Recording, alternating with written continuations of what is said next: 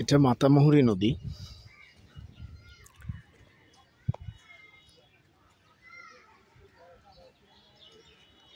যে পাহাড়টা দেখা যাচ্ছে এটা দুখিয়া পাহাড়।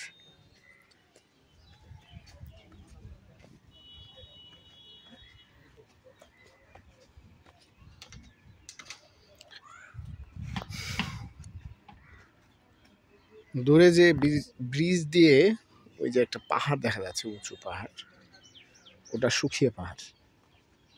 দুখিয়া পাহাড় সুখিয়া পাহাড়ের নিজস্ব একটি কাহিনী আছে, তো আজকে কাহিনীটা বলবো না, আরেকদিন।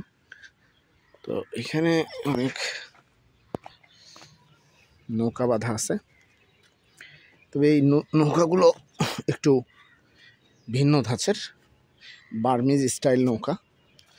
নৌকাগুলোর ইঞ্জিন উপরে থাকে এবং এর যে প্রপেলারটা সেটা মুভেবল, মানে নড়ানো যায় আর কি, এটা উঠিয়ে উপরে রাখা যায়। এটা আসলে শ্যালো ওয়াটারের জন্য তৈরি করা হয়েছে।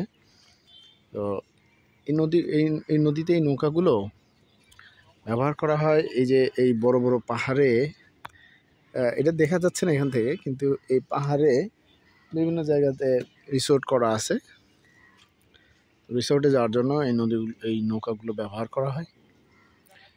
এছাড়া এখান থেকে সরাসরি চকরিয়াতেও যাওয়া যায়, ভাড়া অতি সামান্য। তবে যাওয়ার সময় সবচেয়ে মজার বিষয় হচ্ছে যে নদীর দুই পাশে উঁচু উঁচু পাহাড় থাকে, সেই পাহাড়ের মধ্যে দিয়ে যাওয়া যায়। খুব ভালো লাগে দেখতে, খুব সুন্দর লাগে এটা।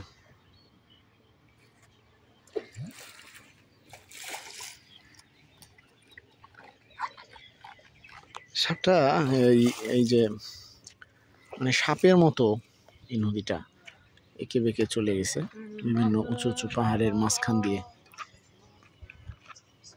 আর এই নদীর একটা আলাদা বৈশিষ্ট্য আছে, যেটা আমি কিছুদিন আগে বলেছিলাম, যে নদীটা অত্যন্ত